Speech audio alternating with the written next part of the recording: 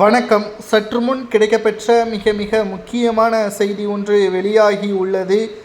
துரைமுருகனின் கதை முடிந்ததா? மருத்துவர்கள் வெளியிட்டுள்ள மிக முக்கியமான அறிவிப்பு. தேர்தலில் இனி துரைமுருகன் போட்டியிடக்கூடாது.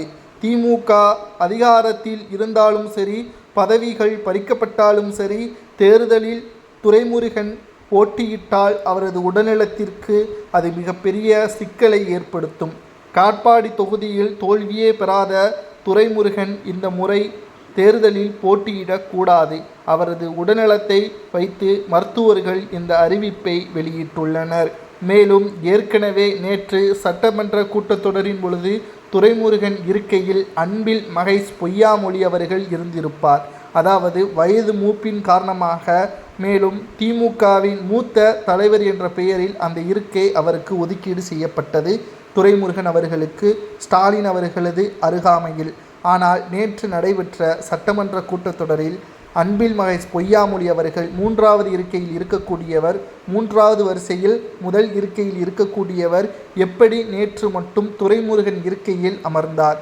இதற்கு காரணம் என்ன என்று நாம் பார்க்கும் பொழுது, நேரடியாக துரைமுருகனின் இடத்தை கைப்பற்ற வேண்டும். அவர் வயது மூப்பின் காரணமாக அரசியலில் ஓய்வெடுக்கப் போகிறார்.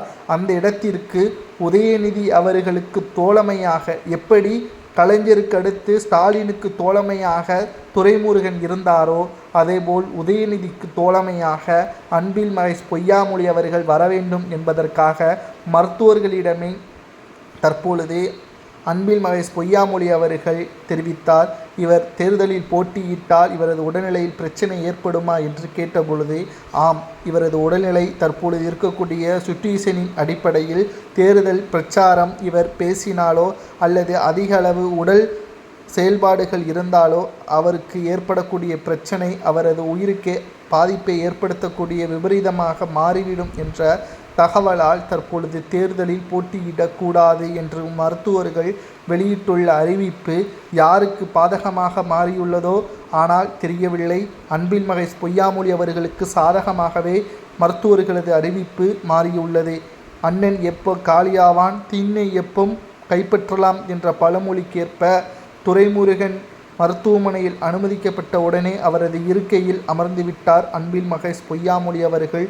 சரி, தேர்தலில் துரைமுருகன் காட்பாடி தொகுதியில் போட்டியிடக்கூடாது என்று மருத்துவர்கள் சொன்னது சரியா, அல்லது போட்டியிட்டாலும் இந்த முறை தோல்விதானா என்பதை மக்களாகிய உங்களது கருத்துக்களை கமெண்ட் வாயிலாக கூறுங்கள்.